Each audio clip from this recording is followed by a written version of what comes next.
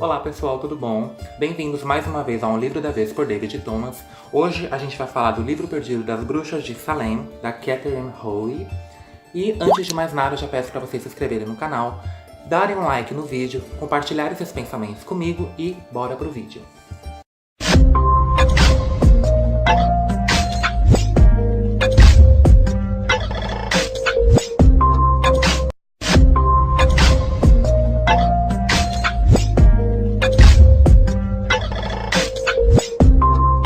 Bem, hoje a gente vai falar desse livro. Antes de mais nada, eu tenho que deixar claro, né, o porquê que eu fiquei sumido, na verdade, nesse último mês. Quem me acompanha nos dois canais, tanto no Livro da Vez como no A Gruta do Mago, percebeu que eu fiz muito mais vídeos esse último mês agora, de julho, né, pro A Gruta do Mago. Então, esse mês agora, porque é muito complicado pra mim, assim, são dois canais, apesar de ser dois assuntos que eu gosto bastante, é um pouco complicado pra eu cuidar dos dois canais, tá? Então, vamos falar logo do vídeo, né? Esse livro aqui, ele foi feito, na verdade, pela Catherine Howe. Ele era da editora Suma de Letras. Ele chama O Livro Perdido das Bruxas de Salem. Bem, na verdade, é um narrador onisciente. No entanto, vai ter um fluxo de consciência aqui muito interessante, porque a gente vai ter o pensamento, né? A vivência da Connie Godwin, que ela na verdade vai ser uma professora, uma estudante, né, de doutorado. E ela vai um dia, a sua mãe pede pra ela ir cuidar da casa da avó, que tá na verdade completamente abandonada numa cidade chamada Marblehead, que fica próximo na verdade à cidade de Salem. Pra quem não sabe, a cidade de Salem, por volta do século XVI, século XVIII, século XVII, quando houve a colonização dos britânicos na América do Norte, os puritanos foram... O primeiro lugar, na verdade, que eles pararam foi em Massachusetts, né? E toda aquela região de Salem e tal. Houve, nesse período todo, né, de fuga para essa cidade, uma perseguição, né? Começou uma histeria, uma caça às bruxas. Então, assim, toda pessoa, né, especialmente mulheres, geralmente essas mulheres elas tinham uma pré-ideia de que praticavam bruxaria, mas na verdade eram mulheres que estavam um pouco na margem da sociedade. Então qualquer pessoa que não era muito útil, né, para aquela sociedade da época, aquela sociedade puritana, acabou sendo perseguida por essa inquisição, que acabou levando várias pessoas ao enforcamento e a várias mortes assim, tenebrosas que a igreja protestante, né, os puritanos, estavam praticando contra essa parte da população. O ambiente vai ser todo na cidade de Marblehead, né, que fica dentro do estado de Massachusetts e também na cidade de Salem, né? Esse vai ser todo o ambiente em que a história vai ocorrer. Bem, os personagens principais vai ser principalmente a protagonista, né, que é a Connie Godwin. Ela é formada, professora de história e tal, e ela tá fazendo especialização em doutorado, na verdade, em história da colonização americana. Ela mora com a amiga Liz e também com o cachorro Arlo, né, dentro do campo da universidade onde ela tá fazendo essa especialização. No início da história, a mãe dela, né, ela pede para ela ir morar e cuidar, na verdade, da casa da avó, que tá totalmente abandonada, já tá praticamente quase sendo leiloada já, né? A família tá perdendo a casa e ela vai morar. Quando ela entra nessa casa, que é totalmente no meio do mato, ela se depara com um ambiente assim muito interessante, porque é uma casa que as ervas, né, não mato somente, mas as ervas como alecrim, como que mais, sei lá, manjericão, todas essas ervas que são usadas nas práticas mágicas estão tomando a casa, assim, né, pelo completo abandono. E dentro desse meio tempo, a Connie Godwin, ela começa a se deparar com várias situações assim interessantes. O legal é que ela, no início da história, ela é completamente cética. Por ser já exatamente uma doutora, né, ela é uma pessoa completamente cética. E nesse meio tempo, no decorrer de toda a história, que vocês vão entender o porquê, ela acaba deixando de ser cética e acaba aprendendo, sendo obrigada, na verdade, a praticar bruxaria. A mãe da Connie, né, a Grace Godwin, faz esse pedido, a Connie acaba aceitando, né, ir cuidar da casa. E um dia, né, como a casa ela foi abandonada e tal, ela é cheia de livros, enfim. Um dia a Connie, ela acaba pegando um dos livros, se eu não me engano, é a Bíblia. Acho que o livro que ela encontrou o nome desse personagem que eu vou falar agora é a Bíblia. Ela abre, cai uma chave, né, que ela não era de nenhuma das portas da casa. E dentro da chave há um nome, que é o nome de Deliverance Dane.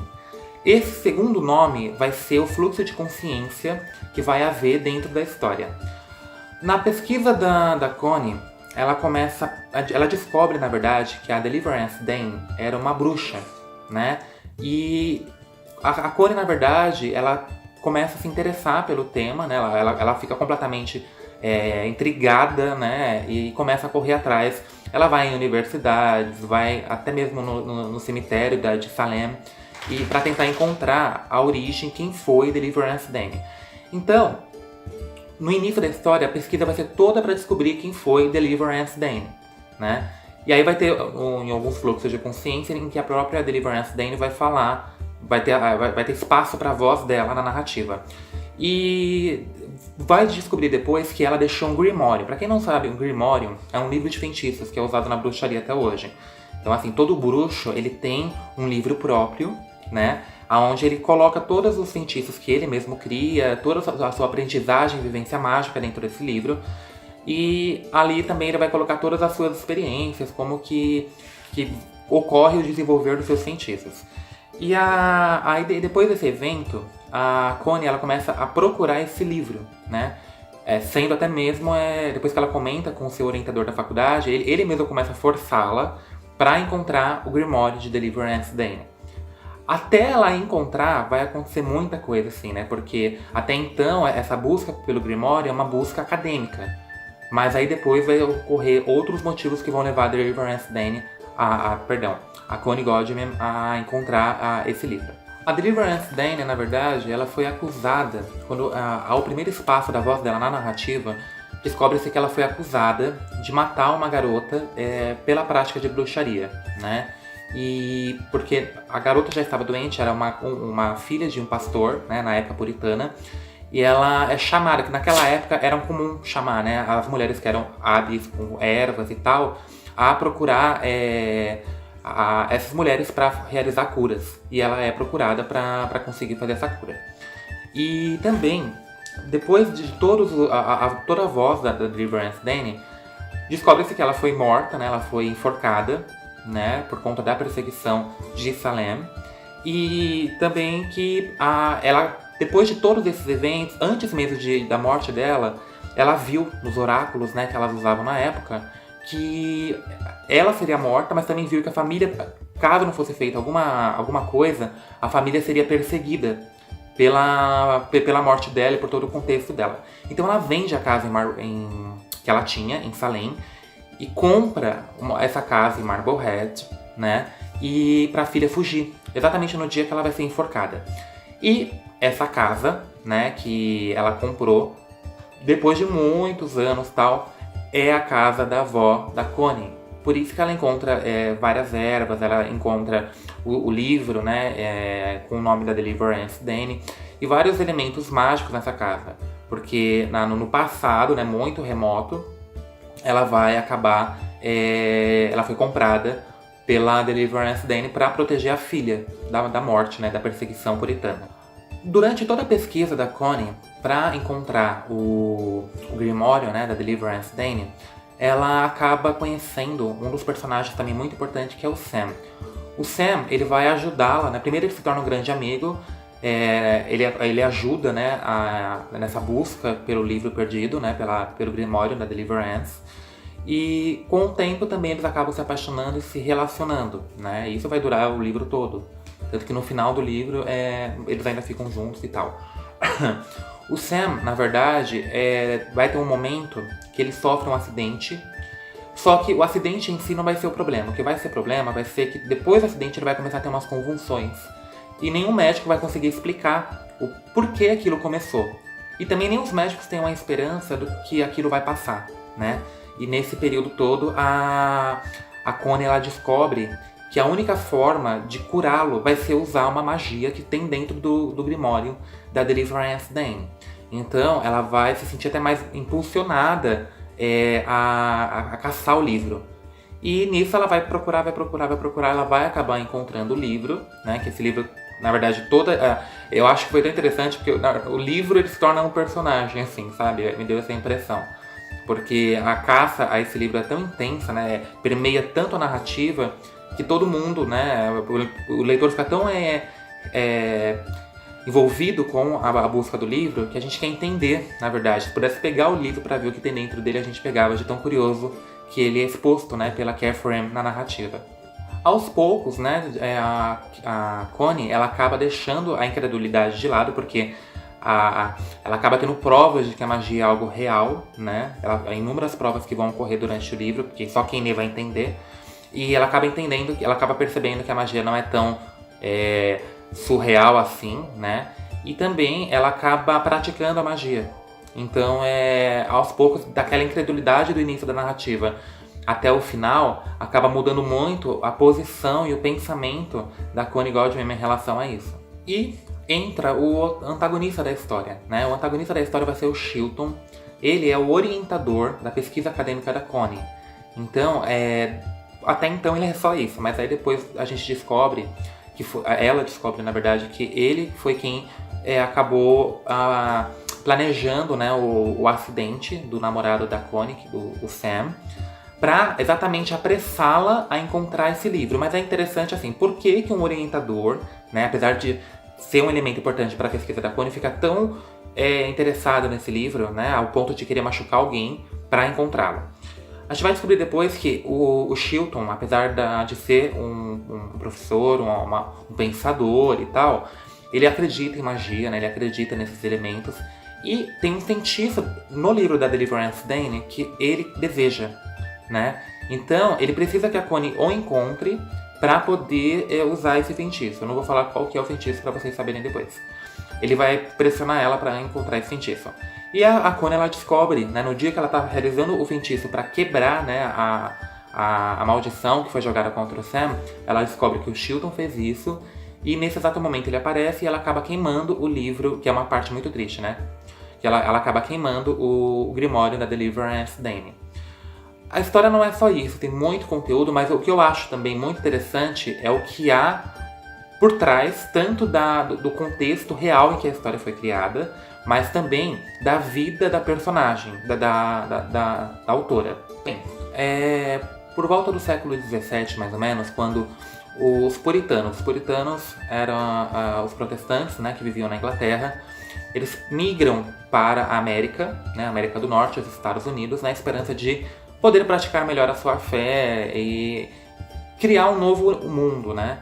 E há relatos de que a prática de bruxaria já ocorria desde o início da colonização.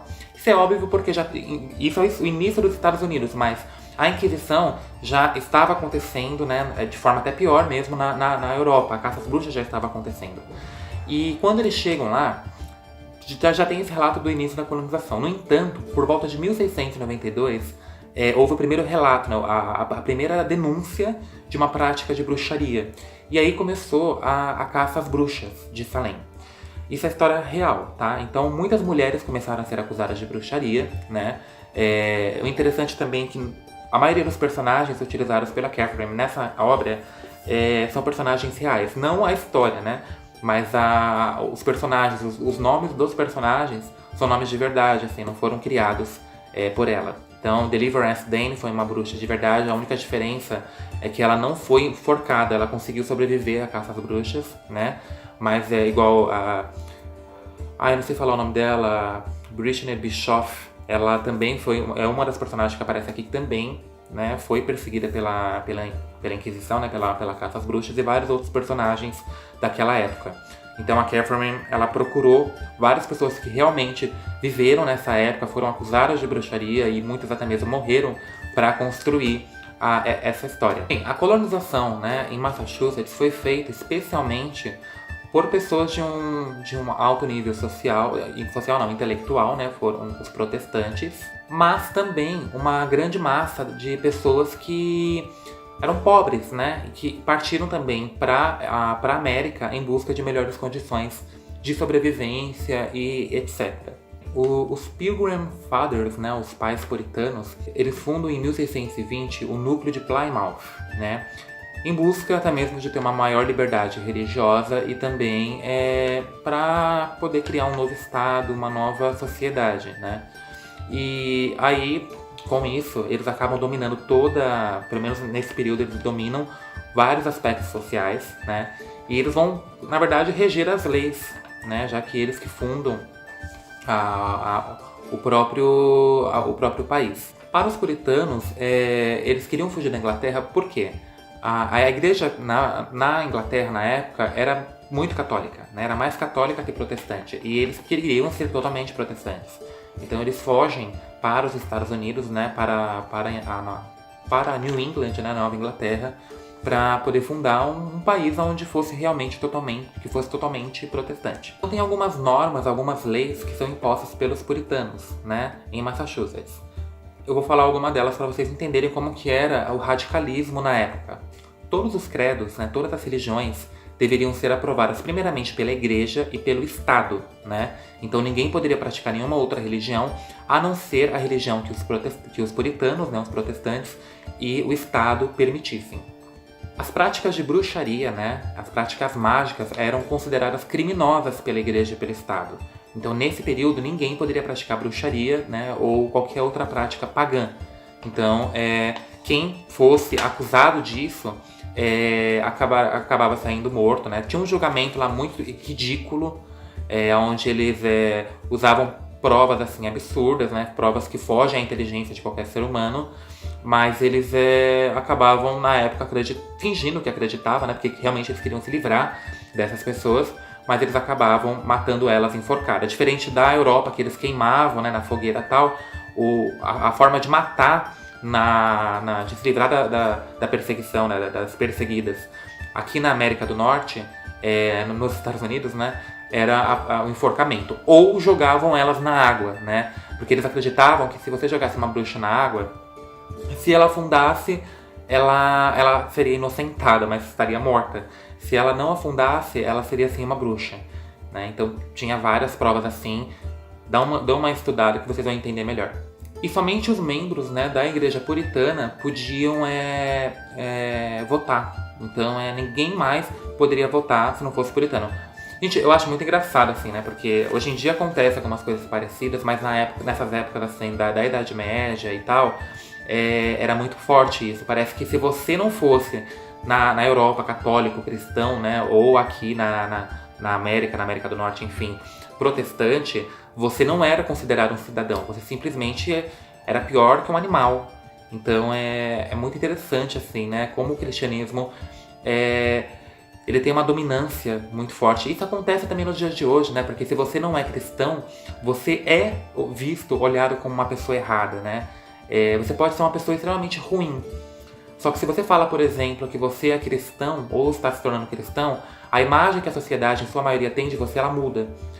Se você não é cristão, você é visto como um ser marginalizado. Então tem alguns pontos, assim, né, da história que eu acho muito interessante a gente compartilhar, né, pra gente tentar refletir um pouco sobre como era, né, a real situação nessa época, né. Então eu fiz algumas marcações assim de alguns trechos que mais me chamou a atenção e eu vou dar uma olhada aqui pra gente conversar um pouquinho a respeito. Tem um momento, né, de uma conversa da Connie com o Sam e vamos dar uma lida, ó. Ela fala assim, ele na verdade fala assim: "Hoje é o solstício de verão", disse Sam. "Se você acha que isso é muito, precisa ver como fica no Halloween." Aí a Connie responde: mas isso mostra como nós estamos desligados da história, resmungou Connie, os olhos azuis escurecendo. Por gerações, os julgamentos das bruxas eram uma coisa tão vergonhosa que ninguém falava neles. Até o final do século XIX não tinha nenhum registro que tratasse deles decentemente. Agora, olha só isso, é um carnaval. Connie olhou ao redor para as pessoas descontraídas que circulavam pela esplanada olhando para as janelas das lojas e para os cartomantes. Ela tentou pensar em outros períodos violentos e opressivos da história, igualmente transformados numa fonte de diversão e turismo. Mas não lhe ocorreu nenhum. Será que a Espanha tinha museus de cera sobre a Inquisição, mostrando efígies de pessoas despedaçadas no cavalete?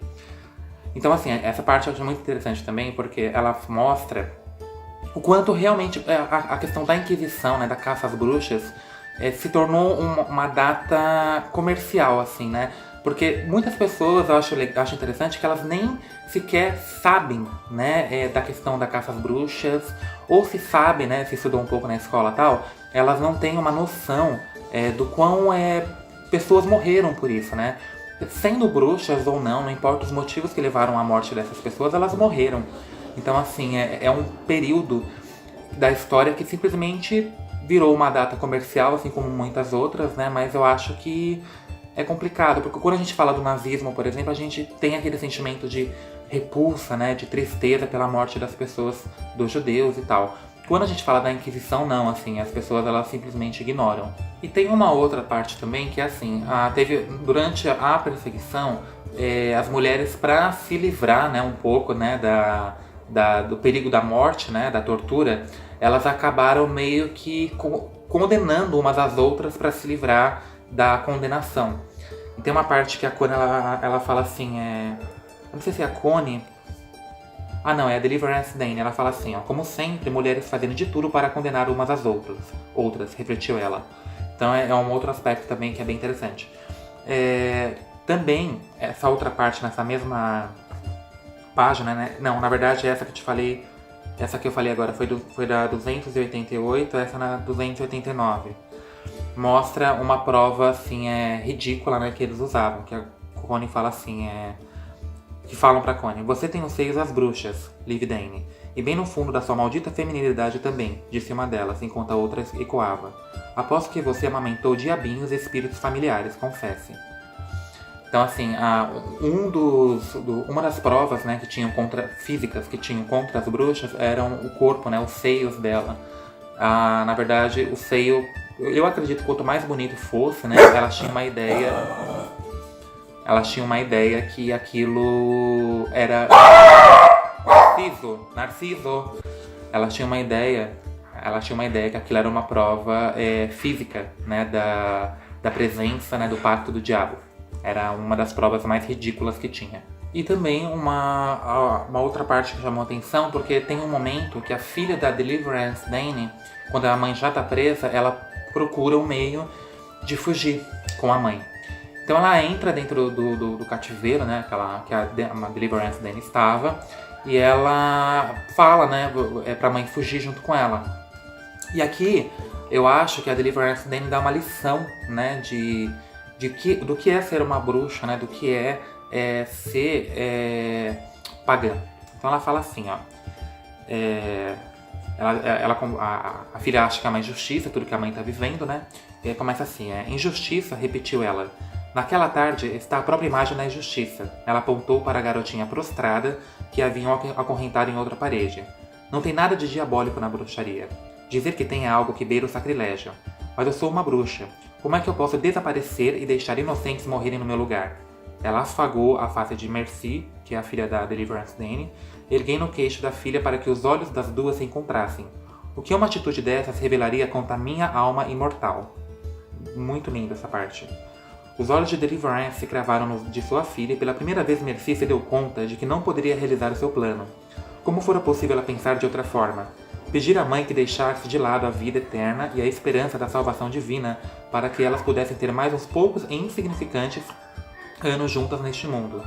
Essa percepção fez Mercy se confrontar com o próprio egoísmo e ela sentiu as têmporas afogueadas de vergonha. Eu sou uma pessoa mesquinha, pensou Mercy, detestando-se, pois mesmo sabendo o que precisava acontecer, ela ainda assim queria desesperadamente que sua mãe fugisse dali consigo. Meu, é uma parte assim que... Esse livro aqui eu falo pra vocês, assim, sabe? Foi um dos livros mais interessantes assim, que eu li. Eu já tinha colocado ele no cronograma do ano passado, né? Ou melhor, desse ano pra ler. O primeiro vídeo que eu fiz esse ano no canal, deixei claro que ele iria ser resenhado. Eu comprei ele pela estante virtual, mas eu já tinha ouvido falar dele, né, em outro... Eu acho que foi até uma colega, eu não lembro exatamente quem falou, mas eu já tinha colocado ele e eu tava ansiosamente esperando. Ele veio lá de Minas Gerais pra mim e eu fiquei muito assim... É um livro que vai ficar eternamente na minha biblioteca particular. Bem, gente, é isso então. Peço desculpas mais uma vez, né, por ter me afastado um pouquinho. Espero que tenham gostado do vídeo. Se inscreva no canal. deem um like, que pra mim é muito importante na divulgação do vídeo, e compartilhem seus pensamentos comigo, que é o mais importante, tá bom? Então é isso, até o próximo vídeo, bless and be, fique com os deuses.